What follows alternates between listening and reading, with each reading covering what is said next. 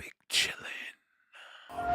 Big Chillin, monkey chillin, gorilla, banana pillin, ape shit, your man's illin, evolution of a mad villain.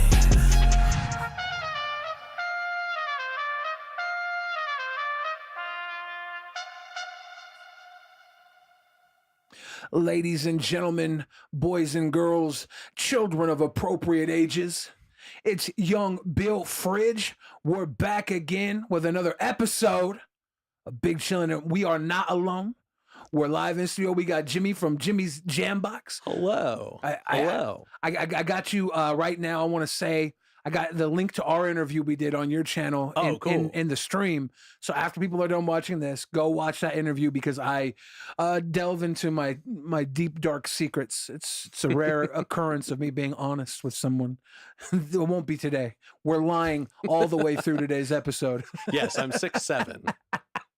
Jimmy, tell the audience a little bit about who you are, what you do, okay? Yeah. So again, my name's Jimmy. Do I talk to you? Do I talk to them? What do you want me to the camera. All right. So yeah, we're live, so you can do whatever you want. Hello, everybody. So yes, my name is Jimmy. I host a podcast called Jimmy's JamBox, where I sit down with people in music all over the Pacific Northwest 5 days a week. Now I don't do it live, but I'm still putting them out Monday through Friday, and I just try to capture all of the stories of what people are doing in the area and how they do it and why. Yeah, you're collecting a little piece of like Portland and now Seattle. Yeah, you're moving out of the Portland area. You've done what, 600, 700, over 600, right? Yeah, I have over 600 episodes. I've done over 300 interviews. Okay. Yeah, so I didn't start with interviews. I started as, if you go to the old Spotify. Yeah. I started as my own like radio format where I would pick out 14 songs a day and talk about them. Yeah. And also had the songs on there, which I thought was really fun. And then in February of last year, I brought on, I had my friends on a couple times, realized nobody finds my friends and I interesting. So I had a few people I knew who did music come on the show, let me like interview them and just do a little Q&A. Yeah, that's honestly, I know when we found you, because we were looking for other people who produce and talk about local music here in Seattle, when we were building this room, and you came up, and there's not a lot of people that are like really archiving a piece of like living art, you know? Yeah. It's like the music itself is art, but like the artist. Yeah. You don't always get to get candid with the artist. So it was fun to sit down with you and do the interview. And I like I said, it's in the link. You guys should watch it. It's really good. One of the things you do on your episode, which I mark out for, you do product placements. You advertise local Portland stuff. Yeah. And I gotta be honest, right here, right now. You brought in the Portland water. This is a big deal to me. I see you talk about it, and I'm about to crack this son of a bitch open. Yeah, I'm gonna join you. Hell yeah! Let's do it on 3. 1, 2, 3. The mic's definitely got that. It tastes like Portland. Yeah. There's a moderately high amount of stripper bath water.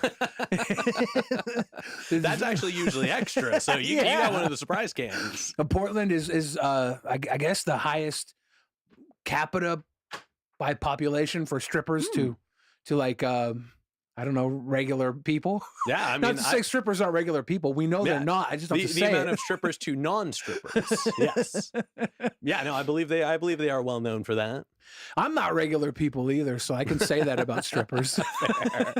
See, I don't actually live in Portland, so it's a little bit of a gray area for me. I'm in Vancouver, so I'm a Washingtonian. Yeah. I'm from Washington, like you. Vancouver is like juggalo country.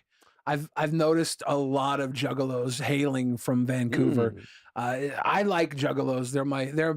I think I'm part juggalo on my dad's side. Fair. So it is. I think that's how you inherit it. It's like being Jewish. You have to have it on your mom's side, but for juggalos, it's your dad. Which makes sense because women who carry the juggalo gene, they shouldn't be responsible for the next generation. Do what they want, but you need a. It's going to sound a little misogynist. Mm. Just a little, though. You need a strong paternal juggalo figure to carry on the hatchet, you know? I guess so. If Mama were to pass the hatchet down, I'm going to say she's supposed to be the nurturer, you know? Mama brings the Fago, Daddy brings the hatchet. You can't. That needs to be on a shirt. I say this. I actually like Vancouver. I've spent a little bit of time there. I got a lot of friends who stay down there. It's Portland without being in Portland. It feels like Portland to me, though. It's definitely. I mean, they're so close together that the lines intersect in a lot of ways. I feel like Vancouver's a little more suburban. Yeah. So there's a little more space. Like, there's like a lot of the roads have trees near them. There's a little more green just in general. It's easy to get around, but you can still feel like you're in the city. You don't feel like you're out in the rural parts of it yet. Yeah, I see Vecna Simp in the chat saying, I want to taste Portland. At Drink PDX Water. Find out if you can get a can of this sent to you. I don't know if you can. They do. They deliver. You might be able to get yourself a little taste of Portland. Yeah. They also have a seltzer if you're interested in that. Yeah. Oh man, I kind of want to go to Portland. I kind of want to get really, really high. I want to get lost. I want to sleep in the streets, and I want to bathe in a can of Portland water. I think that's like a hipster baptism or something. Oh, okay. Have you seen Portlandia? I have, yeah. It's been a while, but I did watch all of it once. I don't think I've seen all of it, but you watch one episode and you get the picture. Yeah. Well, I think the main guy is still pretty prominent in the area, if I'm not mistaken. Fred Armisen? Mm-hmm. I know Kyle MacLachlan is from Northwest. He's in that too. I didn't know Fred was down there. That's cool. Maybe he moved. I don't know. He probably is down there. Yeah. I think up here we have Drew Carey.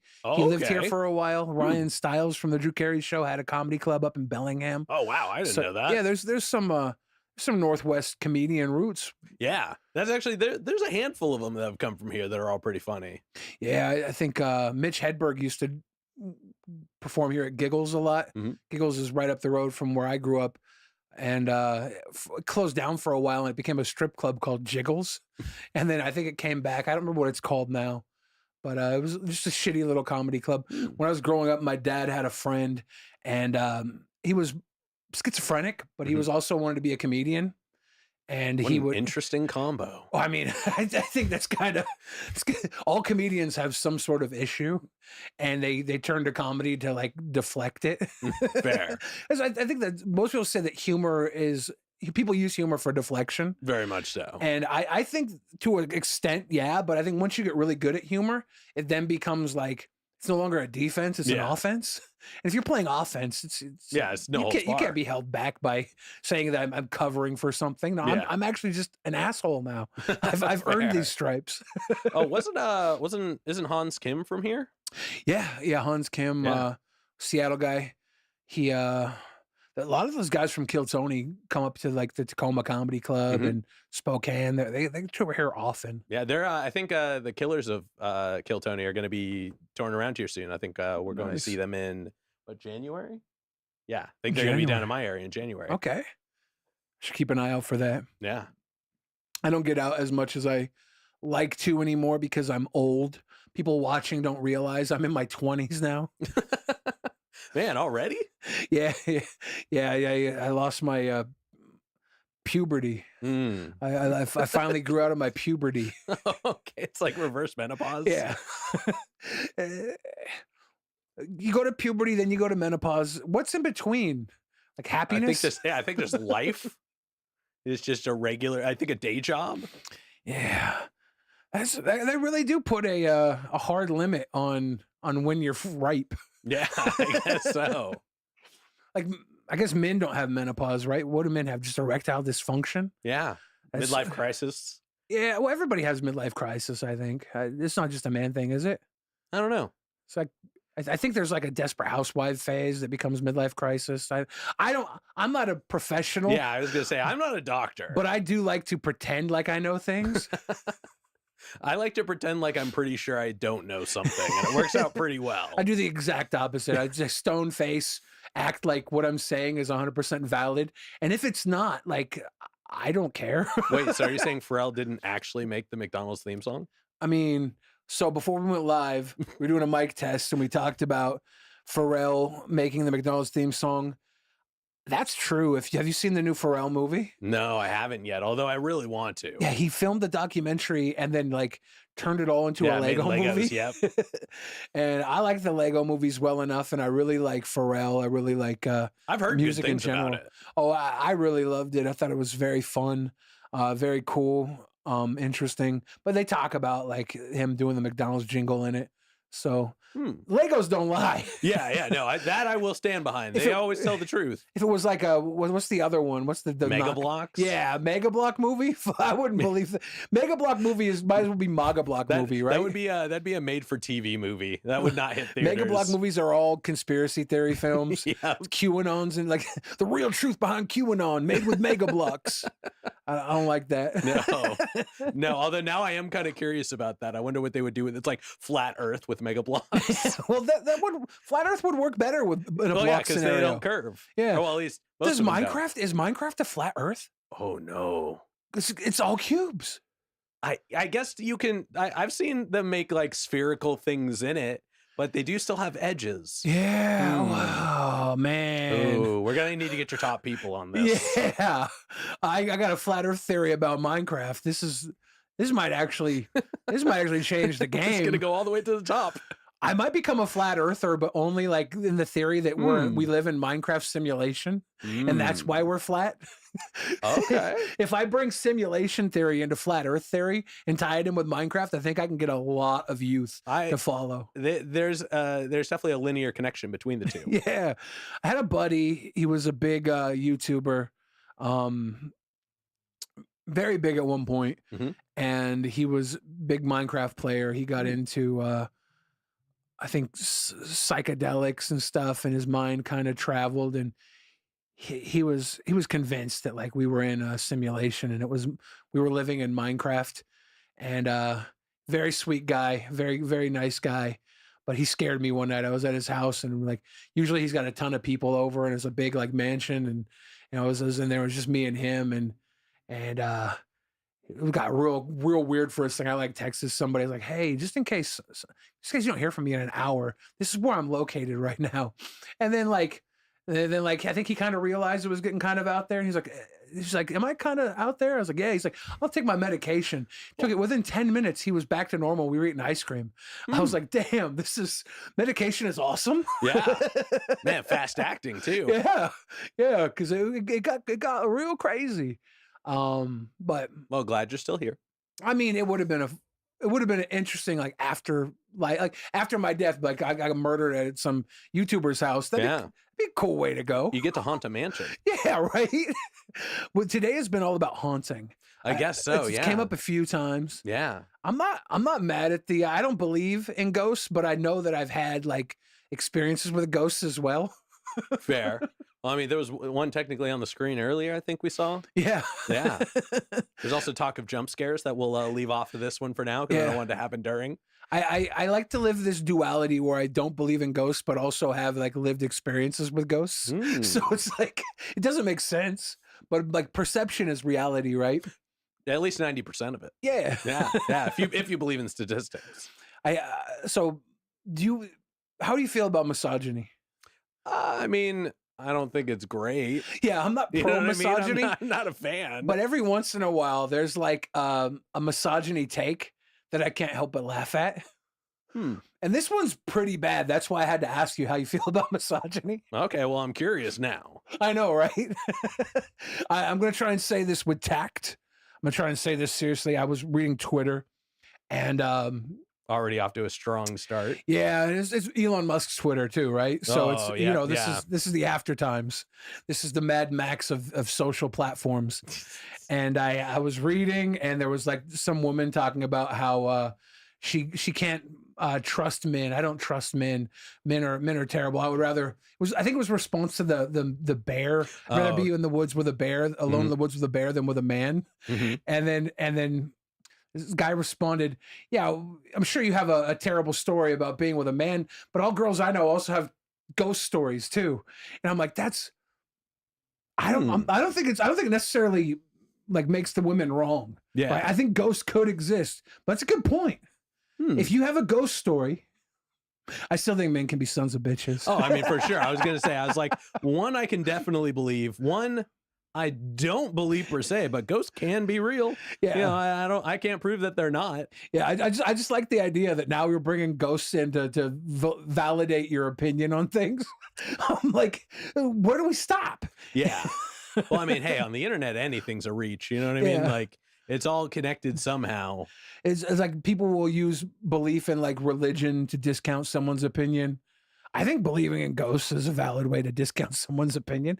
I think I'm trying to think of the best ways to discount people's opinions. Like if someone is a big fan of pineapple Fanta, if their favorite soda is pineapple Fanta, I'm sorry. Yeah, I don't think I can respect you. Fair. I mean, I don't think ghosts drink pineapple Fanta. So yeah, what do you think the beverage of choice would be for ghosts? Ooh, that's a great question. I'm gonna say whatever the light blue Gatorade is.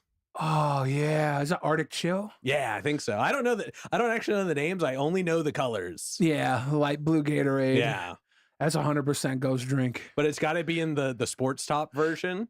It can't be the lid you screw. It's got to be the one where you can just pop and go. Yeah, ghosts can't fuck around with. Yeah, with they screw don't have tops. time. Well, and if it falls off, how are they going to pick it up? Damn it! Yeah.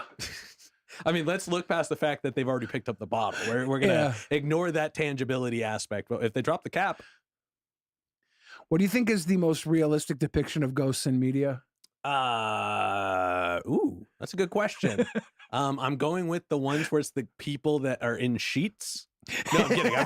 I don't know. Probably some kind of like staticky, like maybe not like distortion for a TV per se, but like, you know, like when they're like, look, it's a picture, and if you expose it a certain way, it's this like distortion. I can't recall exactly where I'm seeing this from, but there's like a ghosts kind of exist on a quantum realm that's like our realm, but like separate. I think Interstellar kind of like showed the quantum existence with being able to like flow through time and to talk to somebody. And I think maybe ghosts could most likely be like maybe a quantum astral, some kind of parallel connection. Dimension. Yeah, like it's just like maybe a time and space or something that is allowing us to connect with something we don't understand. Yeah. If there were ghosts, I think that'd be pretty realistic. Or like residual energy, like as it exits the body, like, and it passes through from one plane to another. Periodically, there's just a hiccup in, you know, like a solar flare, and then boop, a little piece of you just gets stuck. I see Seth Looks in the chat brought this up. You guys have the label on the cans turned away from the camera. You got to turn them around so people think you have a sponsorship. For one, I don't have the sponsorship. These come from Jimmy. Jimmy brought them up. Jimmy's JamBox got the Portland water on deck every episode. But it's I'm not sure which side is the best to look at, because the Portland water, you can see it straight up. But then if you have this, you get the little piece of the Portland silhouette. Yeah, I think that's cool too. Well, I think that's all of Oregon, but either way, yeah. Oh, yeah, Oregon. Sorry, yeah. I am a very stupid person, but it's like I don't rely on intellect or logic, because I'm full confidence. Fair. And then if I am wrong about something, and if someone calls me out on it, they become my mortal enemy. And like I'll let this one pass. I'm kidding. I like to use intellect and stupidity mixed together. It's like a cocktail of existence. That way people don't know if I'm dumb or not. And then I'll come with something that's like impressive. And then the bar was so low because I started out saying something really stupid, and him a little profound. And then they're like, oh, this guy's not as dumb as I thought he was. Yeah, keeping them guessing. Yeah, I like that, actually. It's like the Trojan horse of social interaction. Do you ever just say something like so incredibly dumb to like push the bar even lower so that when we bring it up, it's even higher? Oh, yeah. One of my favorite things to do in public is when like strangers are walking by out of earshot, if I'm having a conversation with somebody. If they're coming into earshot, I'll just turn the conversation to something completely like vile and out of left field. Like we're talking right now about the idea of someone walking by and I remember that time that dog was just shitting all over the floor, and instead of us cleaning it up, we started like playing trains with the turds, and but the people walk by and they're like, "What?" Yeah. The question of what led to that is probably more inquisitive. Yeah, it's got to be like the midpoint, or it's like something really gross. Yeah, you're like, what the fuck is going on? Well, what's fun too is that for the people that you're with, if you switch it over, just if you're really good at it, it'll take them a moment to catch the switch. Yeah, and then they're just like, "Wait, hold on a second. I know we were talking about this. How did we get to there?" Like, man, don't bring up old shit. Don't. Yeah. Chill, man. Chill. Yeah. It's kind of gross. You're living in the past. You're fixating on some real icky stuff right now. It's time to be grown. The Mark Man says, big love for Billy the Fridge. Big love, Mark Man. A person in sheets sounds like that Casey Affleck film, A Ghost Story. There's a theme here. Yeah. You, I know you're big into music. Mm-hmm. Do you watch movies? You know, not a ton, especially now. Like now, just because I do so much for the show, Yeah. like I don't think a lot of people realize it's just my entire life. I do 4 to 9 interviews a week. I edit 6 to 7 nights a week. I sleep for about 2 hours a week. Like it's very time consuming. But no, I've never been a big like movie person. I guess I was more like TV than I was like movies themselves. But I was always running around as a kid, so I didn't get a lot of seat time for like that kind of thing. Yeah, I remember young, our cable went out, and my parents didn't want to pay to bring it back, and we just would rent movies all the time from Blockbuster, and I really got used to watching movies. So I'm a big movie guy, but I think more than that, I like to go into a theater and just escape. I value that time just to like kind of like disconnect from everything. So I'll go watch a shitty movie and enjoy it. You say like this is your life. You do this all the time. You like drove up here and you were working on the podcast on the ride up here in the passenger seat, right? Yep. Yeah, no, I mean, on top of just like doing notes for the show, I was also putting together the flyer for the next showcase. I was replying to an email from the venue. I was reaching out to other people to see if I could book them later in the month. It doesn't turn off. Yeah, here in there's a lot of people watching from Seattle. I've seen a few people jump in and say what's up from the 206. There might be some Portland people watching right now. You do the showcases right now once every month? Yeah, once a month. Right now they're going to be I can't say where it is because I haven't announced it yet. Yeah. But tune into the channel. You'll find out where it's going to be coming up soon. But they're going to start being in Vancouver every month. Nice. Yeah, Jimmy's JamBox for those of you that are in the area and want to go out and watch an eclectic show. You always keep 4 or 5 different groups? Yeah, it's depending on how many Mondays there are in the following month because each set comes out as its own episode. So I'm trying to start the week with music instead of an interview. Nice. So it's really depend on like, I think in February we're going to be doing 5 because there's like 5 Mondays in March kind of thing.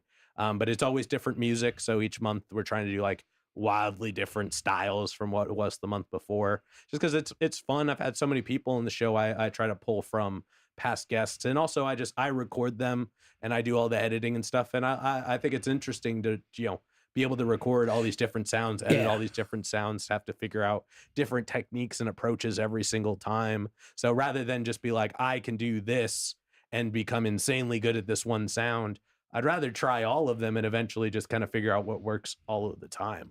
I always have respect for someone who's in the creative space that's not necessarily like needing to be like, there's so much ego in the creative space, and for you to like showcase other people like this, that's rare.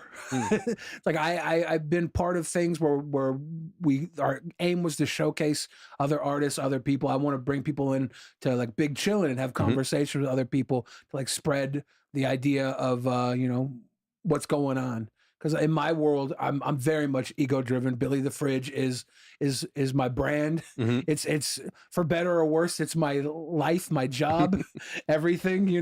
There's no moment I'm not Billy the Fridge. Fair. If I'm making love to a beautiful woman, she's got to look at the Billy the Fridge posters on my wall and ask, what the fuck did I do to get here? It's all Billy the Fridge all the time. It doesn't turn off. But I see someone who is like interested in putting people out there, and like you started this how long ago? The show officially started 2.5 years ago. Yeah. And then I started doing interviews about 1.5 years ago. Yeah. And you've just been like unstoppable with your perseverance and your I want to say this word, and it's not a disrespect. No, please. Your obsession. Oh yeah. This is an obsession. And I've seen like Mr. Beast talk about obsession. A lot of people who are successful, it's because they obsess about what they're doing. And I think that that's for someone who's got the obsession. And I say this minus the ego. I don't feel like you're trying to make, like, you obviously like it's Jimmy's JamBox. Yeah. Yeah. I mean, I just love the alliteration. Yeah, but it's like you really are about the community and everything. It's bringing people to see a piece of the music in the area, in the world. Maybe, where does this go? Yeah, you're moving to Seattle now. Maybe you go on Jimmy's road tour, Jimmy's JamBox road tour, and you're driving city to city doing a stack of interviews and driving to the next city, editing them. Whatever it takes. The one of the end goals is actually not that far off from that. I would like to get to a point where each month I'm flying to a new place, doing a grip of interviews for at least 20, because that fills a whole month, and then coming back and releasing them all, editing them all, putting them together, getting it all organized, and then new month starts, fly out, do it again. Yeah, I think there's a whole world of music, and I think even further past that, the way music is made is not from the people who have already made it in music. The next music that comes out always comes from the people making it. They're the ones who decide eventually what happens, either whether it be a new sound or a new approach or new mentality. And so sometimes, like, finding out what the temperature of a space is can tell a lot, but also there's so many approaches, and with each area it lightly differs. Like when I talk to people up here, their take on how music is made is very different than, Portland's and Vancouver's. And I've gotten cool opportunities to talk to people like in the California area. I got to talk to somebody who was like over on the East Coast before, and there's a little bit of something in each area that everybody kind of permeates towards just by default, just by proximity. And so to like hear all of that and create a way where it gets shared, and not so much in the like, oh, this is for a specific space, this is for a specific space, just it's all there. Anybody can go and watch any episode and they're going to learn something. It may not be the thing they're interested in, it may not be the most interesting one, it may be the most like cool thing they've ever heard in their life, but there is a chance to learn a little bit about the way somebody makes music in every episode. And that is, for me, that's the best part, because it gives anybody who finds it a chance to grow within music at zero cost. Like, they don't have to like find somebody and seek this information and feel embarrassed to ask about a part of it. They can just listen to the episode and be like, oh, I learned something new from this, or they just don't have to like it. And there's hundreds more they can pick from. Yeah. Yeah. I haven't like watched a good enough fraction of your stuff, because there's so much. Yeah, sometimes it's too many. I understand. But that. when I sit down and I watch one, it's like I connect with the people. Like, you have this way to get stuff out of people that works, and it's good. I just saw Katrina Cope was one that came up. She's from here. I've worked with her on live performances before. She's a good one. Yeah. It was nice to see her coming in here and doing what she does. I haven't seen her for years, but I saw that on the page. Like, oh, that's dope. Yeah.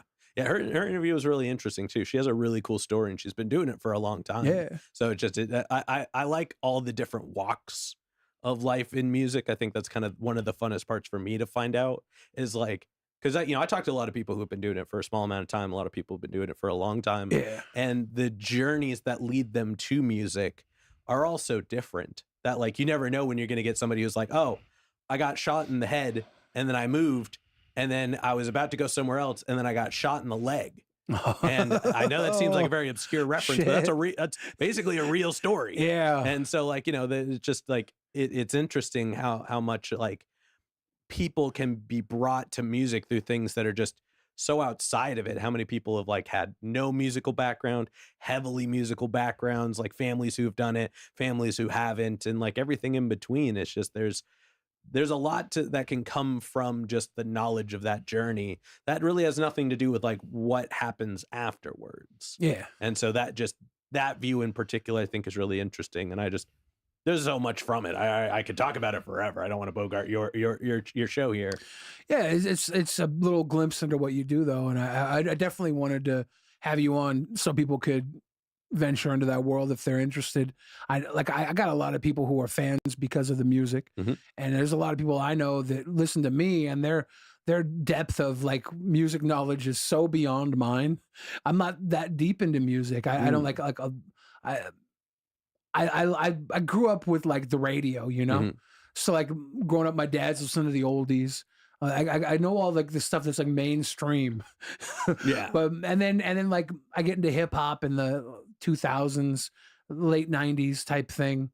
As my late 90s, I'm listening to Tupac and Weird Al and all that stuff.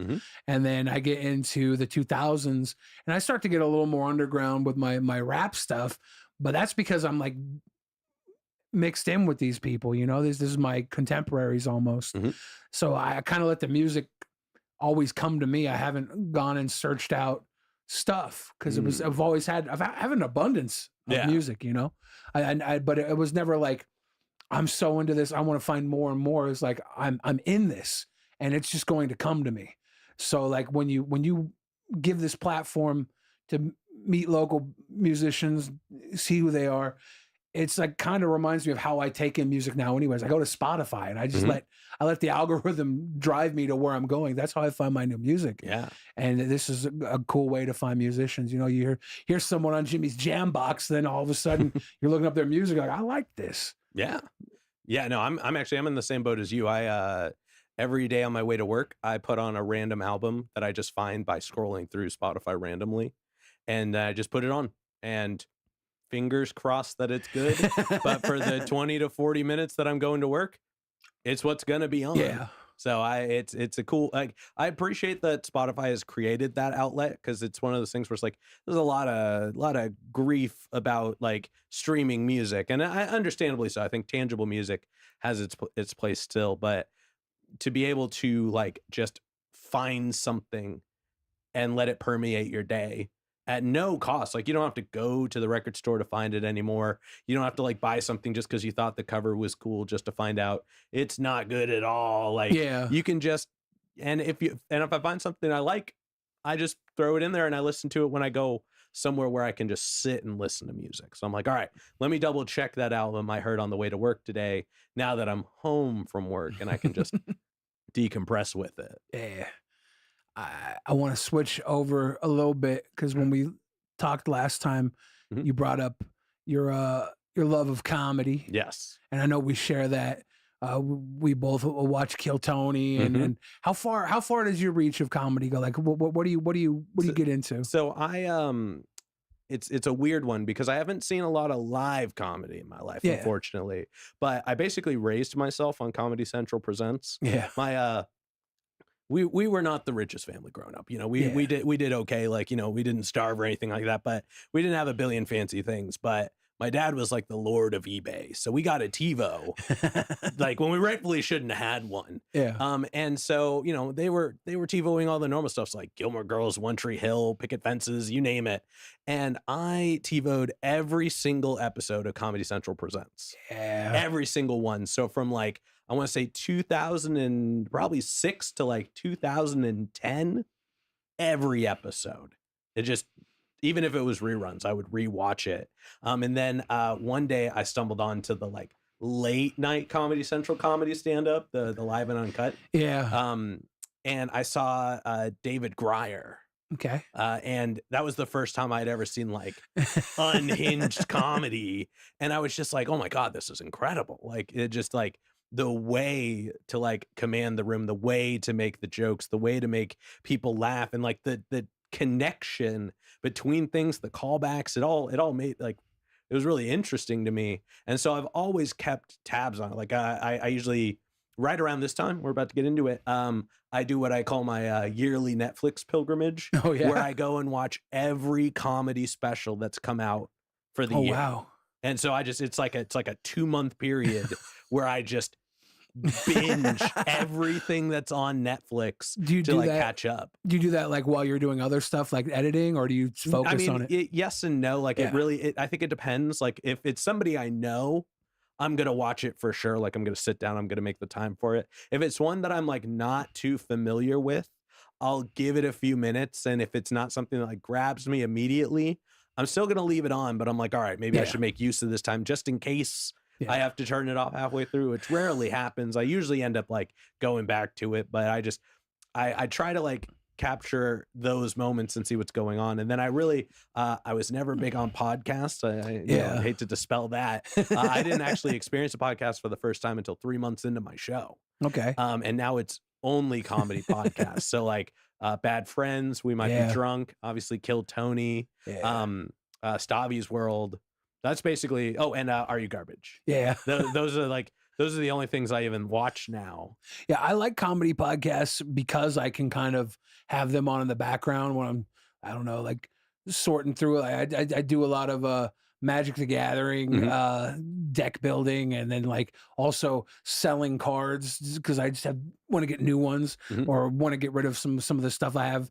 I'll be peeling through and I have something like Bad Friends on in the background or something, and it's very easy to follow and also do what I'm doing on the side. I love that for comedy podcasts. You don't feel bad if you're not 100% focused on them, but also you could just chill and watch them. So as the mood changes for what you're doing, you can still have this going on in the background. That's what I like best about podcasts is like I know the Drunken Peasants podcast I've done for years. I meet people who say like, I'm at work and I got the podcast on in the background and you get me through like the day, like you listen to hours and hours of your content while I'm working, and then the day's over. Yeah. And I got a couple of laughs and I wasn't focused on the bullshit I was doing. Yep. And it's this happens every time. Not every time, but every once in a while I forget to start the cool background. I just realized now we're 37 minutes in. Oh, damn. No signal, but now signal. Surprise. Now it's time to be big chillin'. Now we're big chillin'. Yeah. Before we were long chillin'. Yeah, that was just the precursor. Yeah. This is where shit gets dirty. Oh, okay. Oh, boy. Oh, boy. Was it David Greer or Brian Greer? David Grier. David Grier, shit. I'm not familiar, so I'm going to have to look it up. You know what's crazy is I remember the name of the special. It's called The Book of Grier. Okay. Cannot find it to save my life. Interesting. And trust me, I'm real good at Googling. Yeah, and it was Comedy Central, right? Late night? Yeah, and it does not exist. See, you say it doesn't exist.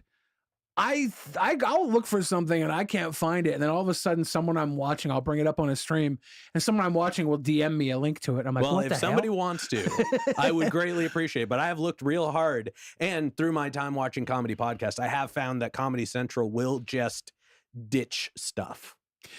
Yeah. That is something I have heard. I've been surprised what people have found, because like I've been on a few like TV shows, like little clips of mine that were on, like Ridiculousness or what was there one with Web Soup with Chris Hardwick, very obscure, and I brought it up, and then someone found the episode. And I was like, so I have hope that it's out there somewhere. M. Rue in chat said, "I love you, Billy," and then M. Rue said, "He have ignored me your time, Mom." I don't know what that means. I feel like I have an enemy. Uh-oh. I feel like there's an enemy brewing in the chat. Well, why'd you ignore him? Actually, can you block him? I don't block people. I'm kidding. I want the evil to breathe down my neck. If you're out there, I hope I can bring Emru back to the "I love you, Billy," and not the "he have ignored me your time, Mom." Because I don't know why. Whose mom is it? Their mom? My mom? Someone's mom is being brought into this. Well, I mean, do you have a time mom? Do I have a time mom? Ooh. I've got a regular mom. I don't have a time mom. Yeah, would that be like a Doctor Who thing? Maybe. A Time Lord mom? Maybe. The Time Mother? Bo, what's up, Bo? Big Bo in the chat. Mom, where? Now everybody's got a mommy fetish in the chat. I shouldn't have brought that up. This is exactly what happens every time. As soon as you put the backgroground on. Yeah. Shit opens up, it gets wild. Now everyone's big chillin'. Yeah. How's your Portland water doing? Oh, I mean, about halfway there. I've crushed mine. Damn. I'm going to give a full review now that it's gone. It came out of the fridge. It was ice cold when it came out. We took a while to start. When I started drinking it, it wasn't as cold as it was when I first got it. Very refreshing and cold. And now it's almost room temperature and it still tastes great down to the last drop. Portland water, premium spring water from the Pacific Northwest. I like the can. I like the feel of it's like a beer can, you know? Yeah. And water out of a bottle is all right. Water out of a box is a little worse. Have you had box water? I think I have once. It's not something that I come across often. There's I don't want to out myself because I look like a poor son of a bitch, but because I'm so fat, oftentimes when I'm flown somewhere, I have to be flown first class because I'm so morbidly obese. It's my little trick. But a first class airline had these box waters, and honestly, I was not happy. I felt like if I'm going to be in first class, I don't want to protect the planet, right? Like already flying on an airplane, taking up this much space, you're burning through so much. Like you're ridiculous to think that a nice glass bottle. Give me a can. Yeah. Give me a can. Give me a glass bottle, a Topo Chico, a Perrier. Let's be bougie. Yeah. I don't care if it's got you throw it out the window when you're 1,000 feet up. I don't think it'll hit the ground. If it goes in the water, it'll all flotsam and jetsam over to Garbage Island anyways. Yes. We're fine. How'd you like that Kill Tony? Oh man. MAGA. Oh man. Yeah. He got a lot of flack for that. Yeah. Now he's like, Puerto Rico has a garbage problem. That was the joke. They have a problem with getting garbage off the island. I'm like, as a comedian, you should have been a little clearer about that. Yeah, very much. There should have been a little more setup.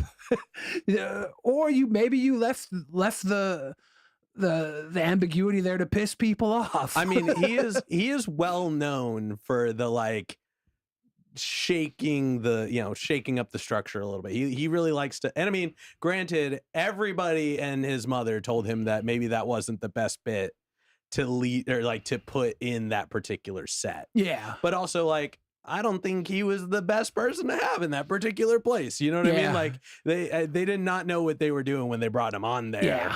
Yeah. And I saw that Jon Stewart talked about him, and Jon Stewart was like, I think he's funny. Yeah. Well, I mean, in general, he's got good premises. Yeah. I mean, he's a roast comic, so he is designed to piss off everybody. He's doing what he does. Yeah. And I mean, he does make a point. His point was you only focused on one statement and not the whole set, which I mean, how much of that is available is kind of hard to come by now too. But in the whole set, he really does go after everybody. You know what I mean? And it's not, not to say that again, that joke probably not the best place to make that without, like you said, a lot more explanation that kind of leads into it. And he even acknowledged it in real time. He was like, "Oh, I might have made maybe not the best place for this." It's funny because then Joe Biden goes back and calls all of Trump's supporters garbage, and then Trump's in a garbage truck. So that went from being a real big piece of the end of the election lore. Well, I imagine they were probably doing that to modify the SEO a little bit. You know what I mean? Yeah. And then if you watch Kill Tony afterwards, there was so many advertisements for Puerto Rico on the YouTube page because it blew up Puerto Rico for the conversation. Well, did you see the episode after the one where he came back? So he did it. And then that Monday he came in and he was like, "Hey, I'm sure you all saw what happened." But then the following episode, half of the bucket picks, I don't think intentionally, but because the bucket is random. Yeah. Half of the bucket picks, I believe, were Puerto Rican. Man, I wonder how random that bucket is. Yeah, you and me both. You and me both. But it was an interesting turn of events. Yeah. I think maybe they load the bucket a little bit to have guaranteed people come up if like I think if they're like trying to get like I've noticed periodically they'll have some very funny bucket pulls come back a lot. So, like they will have not gotten picked for 2 years and then suddenly 3 times in the last 8 weeks. Whoa. And I think that's okay. It's a show. It's good. It's good television. You know what I mean? Like they got to keep it interesting to some degree, but I think it is still, there's some that are just way too bad to not be random. It's definitely not full like that, but but I wouldn't be surprised if there was some setups there. Iggy Jones in the place to be, MVFL. What's up, brother?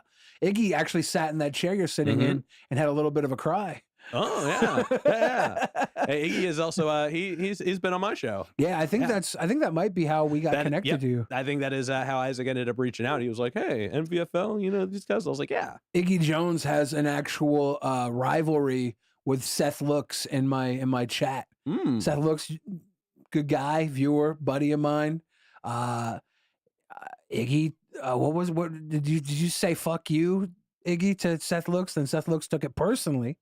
Because I don't know Seth Looks like personally. I know him fairly well from online, but I never met him in real life. I have reason to believe he might have an alter ego that is a serial killer. Oh, so I kind of worry for Iggy, but then I'm like, that's Iggy's whole aesthetic. The whole MVFL vibe is like they are fine covered in blood in the woods. Yeah. So it's kind of like hypes it up for me a little bit. Like these two guys, I adore them both. I love them both. I don't think they would fight to the death, but if they did, it wouldn't be like a bitch ass confrontation. Yeah. It'd be like a really good, you'd want to watch it. It'd probably show up like 10 years later on a VHS tape somewhere from a red room after one of them had been missing for a while. Fair. But, yeah, I mean, it probably would have been had a better turnout than that Jake Paul and oh my god, Mike Tyson fight. There we go. I'm blanking on names. This has been a long day. Yeah, but everybody watched that. Everybody talked about it. People who were not boxing fans tuned into Netflix. They shut Netflix down. Yeah, wasn't it like 14.7 million views or something like that? Damn, that's wild. That's what it's about, though. It's not about being a good boxing match. It's about everybody showing up thinking Jake Paul's going to get knocked out, and then he doesn't. Yeah. The one match where he lost, it wasn't even like a crazy loss, It wasn't like he got rocked. Yeah. It was pretty even. So one of these days, I think we're going to get what we want, but he's playing it so well. Like, I mean, he's a big dude. You know what I mean? I don't know anything about boxing, but like, he's not a little guy who's just coming in and like getting lucky in a lot of ways. He's a big dude. He's there for a reason. Like, he can hold himself, but also if you look at the contracts and everything and how it's set up, he's putting himself into a position to like win, right? Yeah. Like it's he's not taking on these matches where he's going to look bad. Yeah. But that's kind of how boxing always has been. It's always been a promotion. It's not that different from wrestling. Wrestling is just a lot. Pro wrestling is like very scripted. Yeah. Boxing is more like boxing is still a lot of showmanship. Pointed, yeah. Yeah. Like there's still a presentation in it. They're just assumably hitting each other harder. You know what I mean? Like in wrestling, they still take a beating. That's not to say that it's like the words are scripted, but you're still hurting yourselves. Oh yeah, it's wrestling. I grew up on wrestling. It's my favorite sport. I call it a sport. And it if you look at it in a certain way, it is a sport. Yeah, your opponent is the audience, and you have to perform in a way that the audience sees you as undeniable. Yeah, and the problem is, the referee or the booker or whoever the official is the person who makes the decision. So you have to beat the audience so badly that the booker can't help but give you the money and the time on screen, you know? And so people say it's fake, whatever, everything's fake, but it's live.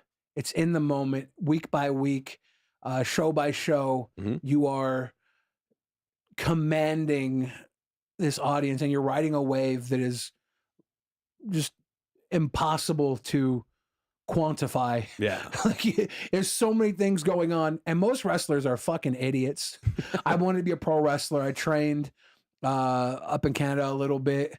I had my buddies up there. I would go up and wrestle with them. I traveled, did some wrestling all around like the country. I've been in like Vegas, Northeast area, Midwest. I've done some stuff enough to know that if you're with a good crowd, it's fun. But if you're with a bad crowd, it's just miserable. Yeah. And I think that one of the hardest things to do in professional wrestling is keep morale up when you're in a shit situation. Yeah.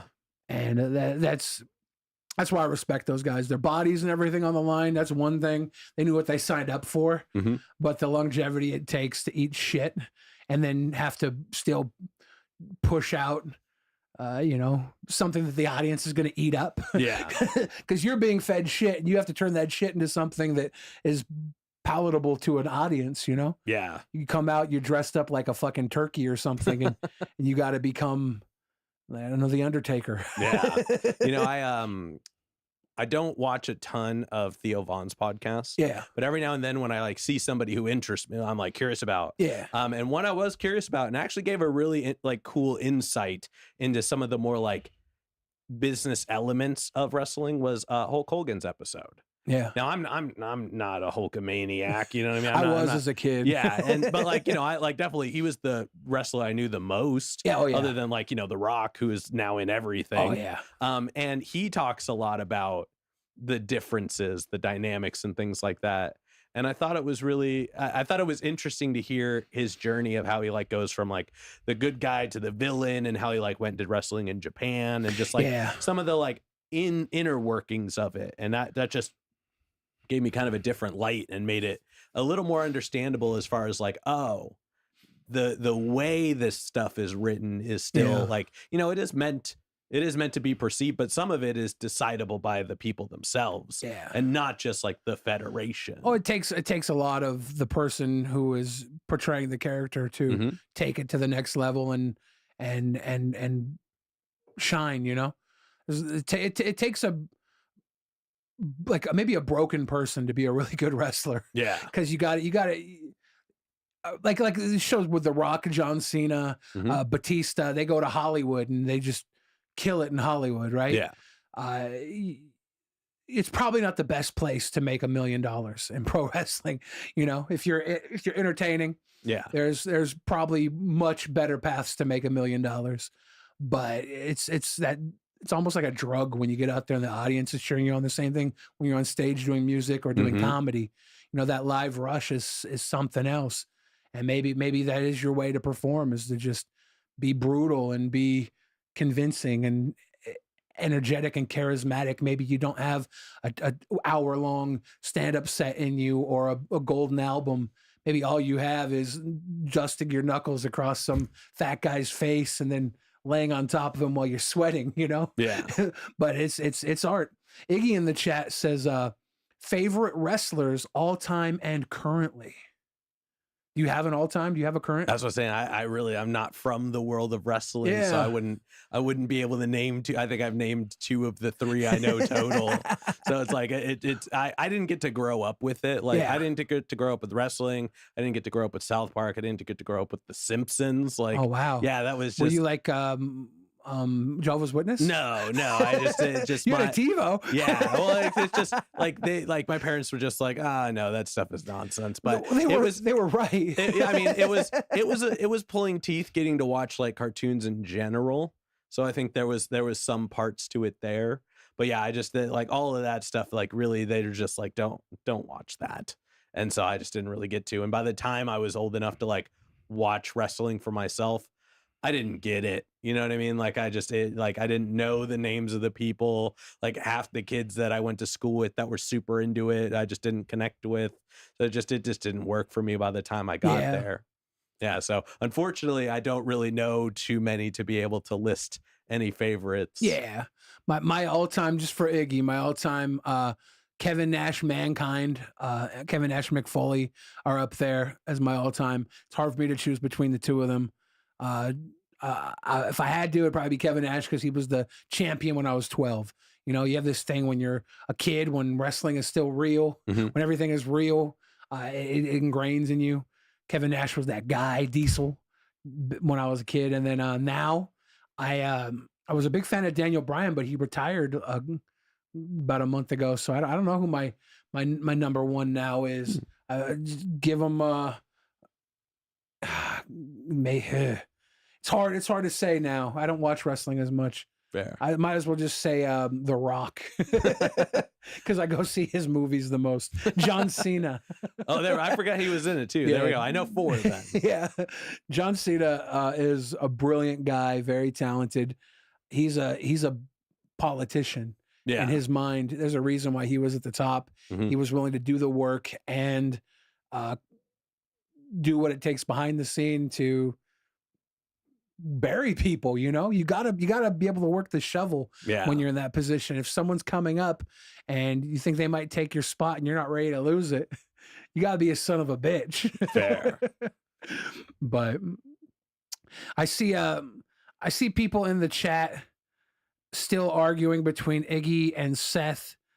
I want to say, guys, I think we're going to have to broker some sort of a peace treaty. I'm very worried that one of you is going to disappear in the woods, and I'm not certain which one it's going to be. And that scares me because I need you both here. You're both my special boys. So not putting a poll in the chat. Yeah, a murder poll. When you do what you do, what is what is a big goal of yours that you think might be achieved in 2025? Like for just the show as a whole, or just like anything with the show, like show related? So I mean, I'm already kind of there. Like I said, music on the show, it's really important to me. Yeah. And so like the goal would be to do it every month. Yeah. Like I can for sure, if my showcase can happen 12 times in a row in 2025, that is a win for sure. I would like to get over to Spokane if I can. I think that, you know, like other side of Washington is really interesting to me. I'd like to get into another state that I haven't been to yet, just to kind of, you know, continue to expand and like just hear new places and stuff. And I think just to keep getting better, I guess, like, you know, I don't want to plateau at any point really. And I know it kind of comes with the territory when you do it 5 days a week, but I just, for me, each step is there are so many small steps that before I realize it, I've gone a far distance. Yeah. But I'm always just working on the little stuff to make sure that like when I'm ready for those next moves, I didn't even know what the next move was, but I was ready for it anyways. Yeah. So yeah, I think, like I said, I think music every month in the whole year would be really special. If I could figure out some way to do it more weekly, that would be incredible. Yeah. I would also like to bring back, you know, shout out to another sponsor, Ronald Records. I used to do a monthly series with them too, and I'd really like to bring that back just because it was fun to do in the shop. It was cool letting like John from Ronald Records would pick out the guests, so he always would bring me people who were like outside of my purview or like just different styles. If he felt like he saw a lot of one thing one week or the last couple weeks, he would try and put people on that were vastly different. And it's just fun. I like to pack up the stuff. I like to go. I like to, even if it's only, you know, down the road, I like to get out and like do it in a space. So that's something I would like to bring back for sure, just because I really like to, you know, bring more visibility to them, and it's just fun to do. So inside Ronald Records, is it just a record store? What do they do? So they've recently moved to a bigger, better location. But before they were in like a basement area, and when you walked in, to the right, there was like, it looked like kind of like a hangout space, like a chill spot, a bunch of couches, tables and stuff. But it, like they would clear that out and do shows in it. So it was like a little venue space. And then you went a little bit further through a door and there was a whole record shop. Yeah. So I would do interviews in their performance space. Like I would actually, like where the couches and chairs were, I would just set up all my stuff, as you know, I guess it's not visible here now, but usually it's just on this table, and do the interviews there. So like during the day, people shopping would actually just be walking past and like watching the show happen in real time. Yeah. Do you think you might go in and do like a short with somebody like who's shopping at Ronald Records, like a regular No, customer? I'm not big on like the like on the scene style Okay, things, yeah. like candid stuff. Yeah. Like for me, it's got to be a sit down. It's got to be, you know, the mics have got to be like set up and prepared. I need hands to be free. Yeah. You're never gonna see me like holding the SM81. Yeah. And just like being like it's Chellathon in 1942. Like it's like for me, it's got to be sit down. It's got to be a conversation. It's got to be more than a few minutes, just because I'm just long form. Yeah. You watch Nardwar? I don't. Nardwar is like I'm aware of who he is. I know his thing and everything. his story is so dope. Like just watching, like if you watch some early Nardwar stuff, he was trying to get an interview with Kurt Cobain. Mm-hmm. He got like one of the last interviews with Kurt Cobain. Whoa. And like you watch him now, and he's like this goofy guy who gets people in on an interview, and it's like kind of getting them out of their comfort zone, but also at the same time impressing them with his knowledge and his research. It's really cool, real cool story.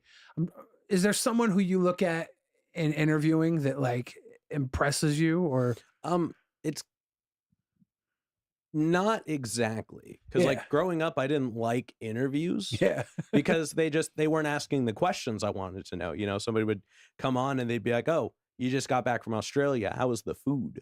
And I'm like, I don't care about that. You're interviewing my favorite artists. Like, ask them questions about their art. Ask them questions about their process. Ask them anything about why or how. And it just never. So I didn't like growing up. I didn't get to like get into it a lot. Yeah. And unless there was like a music performance, I usually wasn't sticking around to like get to that point in it. So I didn't really grow. I was never big on interviews. I was never big on podcasts. I really kind of went into this because I like talking to people. Yeah. I really like hearing people's stories, and I love music. It's one of the most important arts in my opinion. It's one of the things that as people, we're so blessed to be able to make in any capacity that we choose to. And so to have been in music as long as I have and be surrounded by so many talented people that were infinitely better than me. Like I'm not a bad musician by any stretch of the imagination, but I'm not phenomenal. I am right there in that comfy, happy to be here space. Yeah. And so to have always been in the room with people that are way, way better than me, I had to figure out what really caused that. And I realized it's just my interest, my care, my level of want for the shared space. So when I finally figured out that the conversation is really what kind of led me to this point, like what made me enjoy music and want to know more, that was really just kind of how I attached it. Have you noticed yourself growing as a musician because of the conversations you're having with people? I haven't been making a lot of music as of late because I do this full time, but I definitely have a better knowledge of approach. Like my way of thinking about how music puts together has expanded tenfold, and my ability to appreciate it because I get to actually share my thoughts with the people who make it. So I have a whole series, or I guess a segment that I have called Tuned In, where when people put out a new album, I have them send it to me. I sit down, I make notes. I kind of go back to my old format of like song breakdowns, because I weren't review. I wasn't like, this is, red button, green button nonsense. It was always like, this is what I noticed about this track and why. So I'll have people send me the albums. I'll make notes on like 7 or 8 tracks. And then I bring them in, we sit down, I share my thoughts and observations on those tracks, and then ask questions about the process that went into making it. And so now I get to hear literally the things about the music. So I get to, it's always past guests. So I've now had the conversation about their process. I'm like, what makes you tick? Why do you do it? How do you approach it? And then they come back and they literally, they talk the talk, and now they get to walk the walk and talk about what they actually made and how they went about making it. So instead of, instead of just these hypothetical, like, oh yeah, I approached music, now I'm like, tell me about the song. Tell me about the reason you put them in this order. Why did you pick the name? Why did you lead with this? Like I get to like know these thoughts, and they're all decisions. They have to be, or else the album's not out. All of these decisions had to get made to lead to the point. And that is so interesting and refreshing to hear from people doing it. And so that's like the biggest part for me. Yeah. I started coming to Undercast when I was 17. Mm-hmm. And now I don't want to tell how old I am, but I will. I'm 41. So I've been like coming through here for 24 years, and I get to learn a lot from the people that come in here. Every time I go to another studio, I'm so like coddled here at Undercast that I doesn't feel right to me. Yeah. And that sucks because like I want to pick up the other habits and stuff, but I'm like so like just I'm set to Undercast. Yeah. Like, Well, your VIP status here. I've been very, very close with Isaac and the guys here, and the people who come here, you know, since I was like a teenager. I was in high school. I was in the studio the day that we were in the studio when the towers went down in New York City. We were like in a session that had gone like way too late. And we were early morning, and we have the radio on, and we're listening to this as the second plane hit. We were listening, and the next morning, I drop out of high school because I'm there for a second year. I don't know why I'm there. Yeah, I'm just like trying to like finish up some credits, and this happens. I'm like, I don't need this. I'll go get a GED, you know. Yeah. and then Undercast became like my college almost. I was spending a lot of time promoting other people's stuff and working on stuff. So I definitely picked up a lot like what you went through, but it was more localized, and like these people were coming here to do their music, and I was kind of guy in the background. And I mean, you can learn a lot by watching people in their process. Yeah. Like, there's a lot to come from that. And also, you know, since we're on the topic of Undercast, which thank you guys for having me as always. Yeah. There is something very special about this particular place. And I'm not just saying it because y'all are nice enough to have me here. Like, I've been in many different studio spaces, some big, some small, some, you know, like huge ones. And there's something really cool as you walk through this place, because it's on the outside, you know, it looks a little unassuming, but the second you walk in, there's a shift in the air, there's a shift in the energy. And as you continue to walk from room to room to room, there's never a moment in time where you're like, here's the under the rug moment. It just there's such a dedication to the process. There's such a dedication to the structure, the put together, the thought that goes into each like room, into each space, and like the even the vibe of spaces. So there's so much thought in the in between that it feels so put together. And then, you know, like I've gotten a chance to spend time and like actually talk to a lot of y'all, and to like hear the reason behind all of it. You know, their interview with Isaac and Randy was awesome. It was really cool. But also like just having talked to them and having talked to you guys and like really hearing the thoughts behind why everything in this place exists, and the fact that there is a reason for everything. Yeah. It just speaks volumes on the fact that it's, you know, it's one of the oldest like rap and hip hop recording places in this area. Yeah.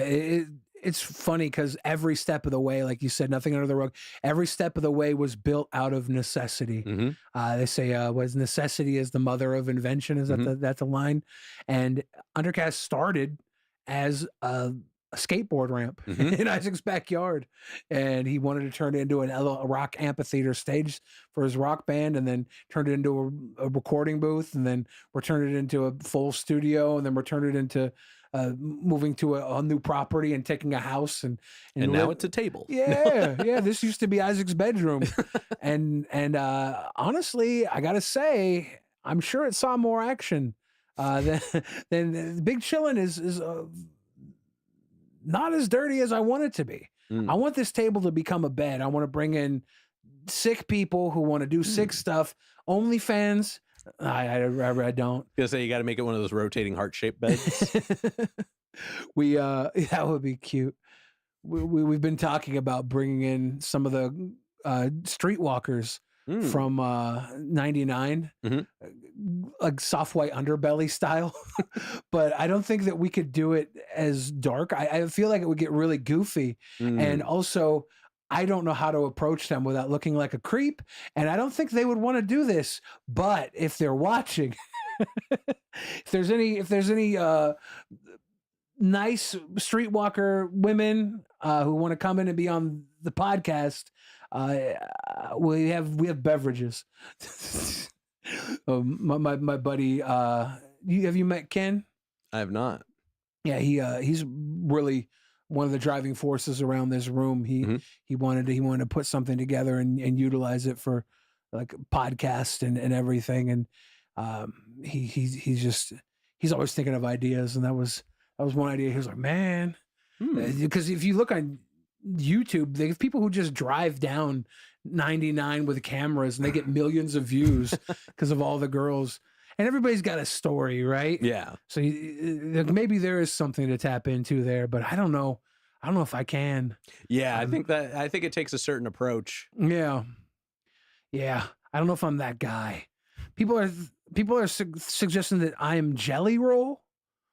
People watching, I'm not Jelly Roll. I don't have any face tattoos. Or just a great makeup person. That's true. I should dress up like that would Jelly be a great Roll. Halloween costume. I should forget Halloween. I should just go everywhere dressed as Jelly Roll and see how many free drinks I can get. You're onto something there. Like, have you guys seen Bunny? You guys, has anybody seen Bunny? They're like, no, what are you? I'm Jelly Roll.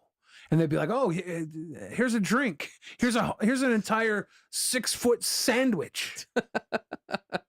I feel like Jelly Roll just gets free food all the time. Maybe. As a fat guy, like I remember when I was popping off, I was getting free food all the time. How could Jelly Roll not be getting free food all the time? That's a good point. I would get offered drugs all the time, and I just couldn't do it because like I grew up around drugs, and it kind of like fucked up just about everybody I knew, all my family and friends growing up. So like I was like, I'm not gonna do that. But I chose food as my addiction, and I don't think I could have turned down. For a while I did, but I remember getting like somebody gave me a peanut butter and jelly burger. Like, that doesn't sound good to me. No. But it was. I was going to say, was it good? I never would have ordered it. But people were like, Billy, the fridge, try this peanut butter and jelly burger at our restaurant. I'm like, well, shit. What restaurant was it? Was it Blue Moon Burgers? They had a few locations here in Seattle. I don't know if they exist anymore. But every once in a while, I would get some restaurants saying, you got to try our big weird thing. You're big and weird. And I'm like, I'll do it. Yeah. I'm there. Fair enough. Man, now I'm curious. You want that peanut butter and jelly burger? I mean, I'm not saying I do, but like, I don't not want it. Right? Was it literally just take me through this? So bottom bun, bottom bun, patty, peanut butter jelly, bun? And I think maybe there might have been bacon on it, and it was like a applewood bacon or something. Okay, it had a little bit of a sweet to it, and then I think there might have been like a white cheese. Might have been like a more subtle. I don't think it was a Havarti. Can't quite recall, but something that would just like accentuated the burger. It wasn't commanding, It wasn't a cheddar. It was I don't think it was mozzarella either, but I don't know. Street Heart says peanut butter and jelly burgers are good. Don't let anyone tell you any different. Well, so far it's 2 for 2. Nobody has told me they're not. Yeah, has anybody in here? Alex's peanut butter is amazing on a cheeseburger. I've seen peanut butter bacon cheeseburgers. I think maybe was there a peanut butter banana cheeseburger somewhere based off Elvis? Does Killer Burger do something like that? I don't know. I haven't think I've been to Killer Burger. Does anybody know if Killer Burger does that? Chat. They do? Okay. Oh, we got a confirmation. Killer Burger might have to go in and peanut butter bacon. Yeah. All right. I have had like a peanut butter and then like a was a habanero jelly. So it was like more of a spice to it, and it kept that savory, but it was a little different. It wasn't like the sweetness of the peanut butter and jelly. Okay. Well, now I at least know somewhere to go to give part of this a try. Maybe I'll just bring some jelly with me and see if they'll slap it on there. I wonder if you could do a good grilled cheese with a nice like subtle white cheese and then peanut butter and jelly in the middle. Might be. We're getting a little weird. If you had to make, I was gonna say, if you had to make a food hack that was not just delicious but also questioning the realm of appetizing, right? You're pushing appetizing to its limits. What's something you think you could put together that would be as weird as it is delicious? Like something I've already done, or you want me to think of like something? Make one up. Make one up. Okay. Get wild. The universe is your oyster. I'm going to try and pick things I don't normally gravitate towards then, because I'm going to try to imagine the combination of them becoming something. Yeah. So I'm thinking caramelized pickles. Okay.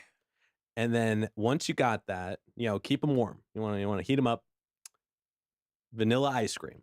Yeah. For sure. You're going to put them in there. You can either do them sliced, you can do this whole cut it up as you scoop it kind of thing. Get a little, have to be soft enough. And then what are we topping that with? It's got to be topped with something. Oh, that habanero jelly you just talked about. There you go. That would be lit. Yeah. That was a nice little savory sundae. Mm-hmm. I like that. I think about this all the time.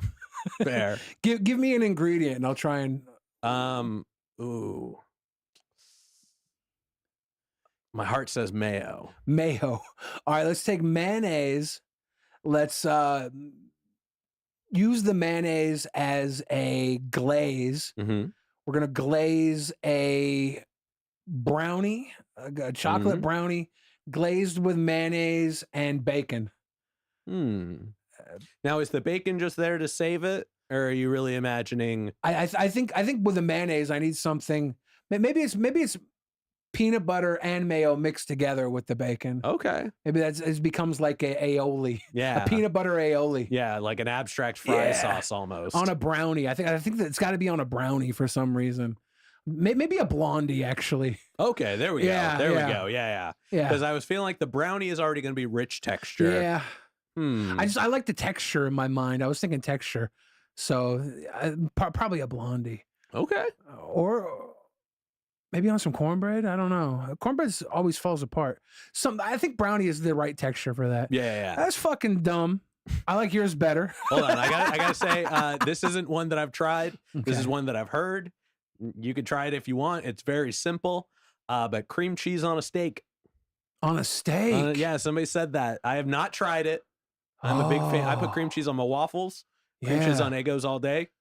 But I have not put one on a steak yet because I can't bring myself to make a steak and then to put the cream cheese on it. I could probably try like a bite. Really, no. But somebody swears by it. Have you had the Seattle dog? No. So the Seattle dog is cream cheese on the hot dog with grilled onions. And then you can throw like mustard or whatever you like on it, sriracha, whatever, barbecue, whatever's sitting there. But I usually just do a little deli mustard. But that's like the Seattle dog is cream cheese and grilled onions. Interesting. Yeah, I have not tried that. Yeah, cream cheese goes really well on that. So I'm thinking with a steak, that becomes like a mixture between like, you ever have like an au gratin on top of your steak, like a cheese sauce? That's awesome on a steak, and then butter. This is like a midway between that, I think. Man, y'all gonna have me putting cream cheese on a steak now. If you try it, please let me know. Yeah, I kind of want to. Yeah, I will gladly hear your take on this. Yeah, I'm gonna have to get weird with it, and maybe I'll cook a steak in the air fryer and have some cream cheese on it. That way I don't feel bad. Like if it sucks, it sucks. Yeah. You cook air fryer ever? I do actually. I'm definitely a big fan. Air fryer is one of the best inventions. It's the best way to reheat pizza. Interesting. Okay. And fast food French fries. Throw them in there. They get crispier. Yeah. I mean, you could throw a whole burger in it to heat it up if you want to. Yeah. It does a lot for just like reheating fast food, I've noticed. You ever put a fast food burger into a waffle iron? No. Yeah, that's the big thing here with the Dick's cheeseburgers. People will get the Dick's cheeseburgers, and the next morning they'll put them in the waffle iron. Like full burger? Full burger. And it will just flatten it, have this waffle crisp to it. The cheese and the meat will like reconnect and mesh into the bread. Becomes people swear by it. I've had it once. It's good. That sounds good. That's not a bad way to reheat if you don't have any other methods. I could dig that for sure. It's a good reason to have a couple extra cheeseburgers. Yeah. You can also, there was something else I was doing for a little bit, and I can't remember what it is now, but I found out something is real good in the air fryer. If you know how sometimes when you toast an Eggo, it just doesn't quite balance right? Yeah. Throw that in the air fryer after you throw it in the toaster. Okay. And it just locks it in. Okay. If you want to get really clever, you can throw some syrup on before you put it in there. Yeah. Oh, let it crystallize almost. Just let it bake in a little bit. Yeah. Yeah. Our guy Seth looks in the chat, says every now and then I think sweet pickles with cheddar cheese would be good, but the cheese is never strong enough to match the pickle the way I want it to. Have to be a real sharp cheddar. Yeah. I was saying like extra sharp. Yeah. Maybe even. How do you feel about white cheddar? I can take it or leave it. I think it depends on what the it's white paired cheddar, with. extra sharp white cheddar, sometimes is stronger to me than the yellow. Yeah, I don't know. You got to find that good cheese, though. You're right. I mean, I'm sure if you have something that's like a nearly sharp enough cheddar, a little bit of seasoning could take it the rest of the way. I'm sure you could find something to throw a little dash of on there that, like, you get in between it, depending on if you're wrapping it or just melting it on top. Yeah. That I'm sure would carry that home from there. You ever go to Korean barbecue? I have, yes. It's like Korean barbecue, they'll do the pork, what is it, pork belly? Mm-hmm. And then the best side dish I found with pork belly is you take oil and then you put the salt and pepper into the oil and you dip the pork belly into the oil with the salt and pepper and it brings out the flavor really well. I wonder if there's something that like just pops that cheddar. Yeah. What's the best bind to pop that cheddar? I want to pop that cheddar. Oh. Man, you're really digging into my culinary awareness here. I know. I have zero plan coming into an episode of Big Chillin. Fair. It is 100% where the conversation goes. Mm-hmm. Like if I ever had to think how an episode would end, I could probably set the call back up. Fair. But to get from beginning to end, it would be completely just chaos in between. We are getting to the end though. We've been live for 80 minutes. Oh damn. That's a banger. Wow. Yeah. I usually take the last few minutes to kind of ask you if there's anything on your mind, anything going on in the world that you want to talk about, anything at all. Man, I wish I had come with any kind of topics. Yeah, no. I mean, it's just something if it's like weighing on your mind, like if it's not, then we don't need to.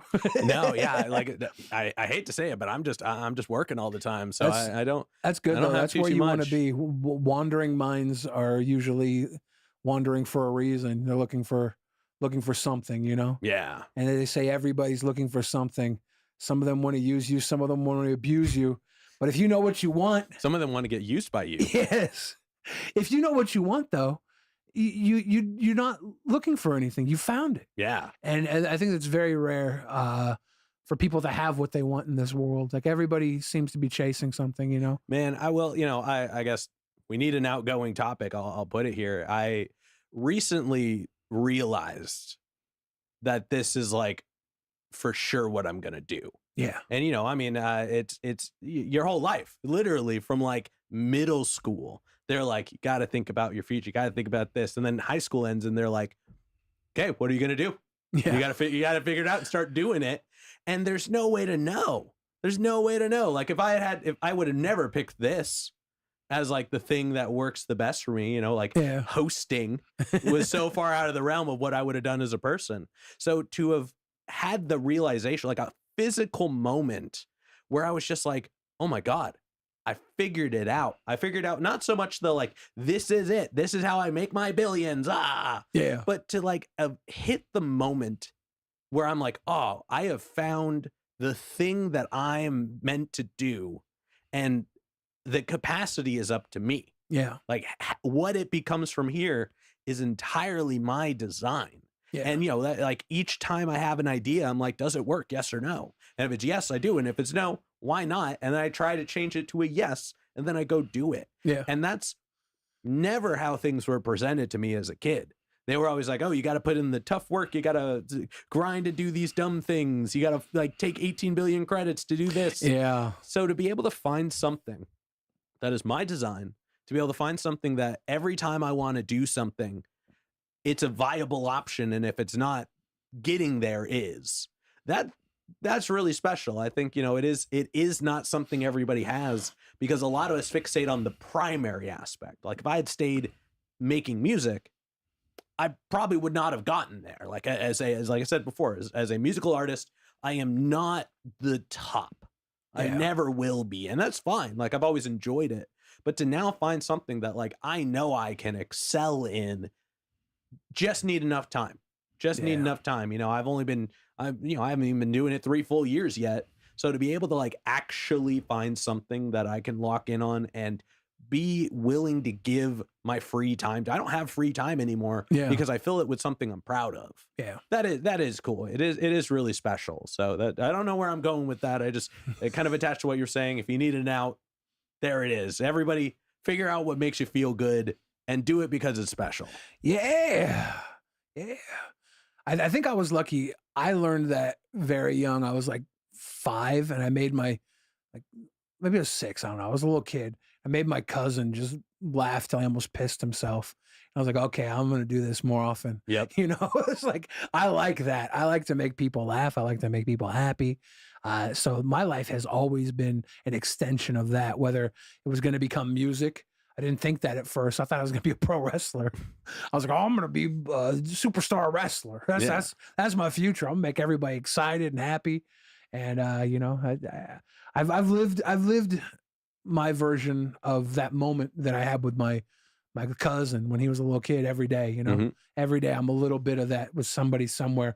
Even I'm the asshole at the grocery store with a clerk checking out and I try and make her laugh, I'm like 90% for a laugh. Yeah. Every once in a while, they're just not having the day. No, hey, and you're like, oh, oops. Not every audience can be the best audience. Yeah, but I can't help but try. That's me. That's my ego. That's my purpose. No, man. And I mean, I think that's really cool. Also, I said this off camera. I'll say this on camera. Your episode is the one that I've gotten people who like I've talked to in the past or I've interacted with before who like have reached out to me directly, not even just as like a comment on it. And they're just like, oh my God, you did an episode with Billy the Fridge? Whoa, I've been following this guy forever. He's been on my radar for like the longest time. Like a lot of people actually really enjoy the fact that like your presence made it onto the show. So like, I have now experienced firsthand that you do reach a lot of people and it is doing what you do. Yeah.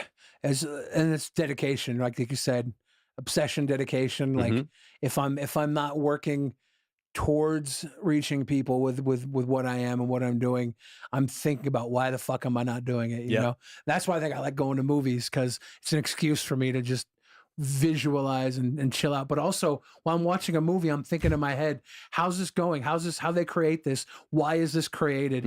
Who decided this needed to be on the screen? I'm thinking of like the production aspect. I'm thinking of all the artistic elements, the shots on it. So like even then I'm like, maybe one day I'll be a filmmaker, Somebody lightly ruined movies for me for a long time because his sister was the like set resetter, so like when like somebody like walked off scene because they had to take a break and come back, it was their job to make sure that they were like standing in the same way, holding the same thing, like looking the same direction. And like there's like some famous movie with Cher in it where she's holding a waffle in one scene, it cuts away, comes back, she's holding a pancake or something like that. And now every time I watch a movie, every time it cuts away and looks back, I'm like, is everything where it's supposed to be? Right. It's like the fastest version of I Spy. And now I can appreciate it. Now I don't do it quite as but when he first introduced that concept to me, I was like, oh, they don't just keep doing it in the same moment until it's done. Oh no. Yeah. Oh no, that is unlocked for me now. Yeah, it's crazy how many takes go into everything and how like, oh my God. Okay, so I filmed the movie, Mr. Bleachers, and it's not out yet. We started filming before the pandemic. When I was filming, I was probably at my lightest weight, right? I was in the 300s. And the movie was halfway done. Pandemic hit. We had to shut everything down. Oof. During the pandemic, I had a little slip. I started gaining weight. We come back and I am noticeably like 100 pounds larger than the scenes we filmed 2 years ago. And like we're going back and forth shooting in between the scenes. And I want this movie to come out because I think it's going to be fucking like everybody's going to watch. Like, wait a second. Yeah. This guy just gained 100 pounds. Then the waffle's no longer in Cher's hand. But it's got to be that. Yeah. Because we filmed everything out of sequence. And it's like, there's a little shitty. I say shitty because I not shitty. It's fun. I'm really happy with the work we did. But it's like a B movie, you know? Yeah. And when it's a B movie, it's a little horror movie, I say shitty with endearment, you know? I don't think it's a shitty movie. I think if you expect it to be something big, you're an asshole. So that's why I say like shitty, because it's like it's a little fuck around B movie. Yeah, it's fun. It's cute. Yeah, you it's know? not supposed to be Marvel cinematic. Yeah, it's not Marvel. It's not Scorsese, but it's got its charm, and I hope it comes out because I think it's a fun one. I think I think people who enjoy that sort of thing will enjoy it.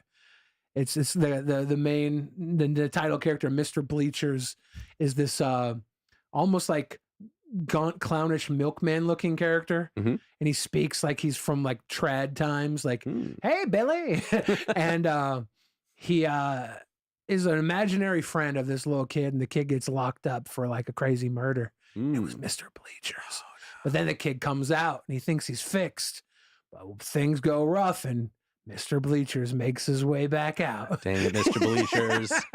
It was fun though. I really hope it comes out. I know everybody watching would enjoy it, and I think a lot of people who haven't seen me might enjoy it, and then say, "Wait, that balloon guy that keeps deflating and coming back again, who's that? It's Billy. Let's go find him. Let's go find Billy the Fridge online. Where do we find Jimmy's JamBox online?" Oh yeah, so Instagram at Jimmy's JamBox, YouTube at Jimmy's JamBox. That's about it.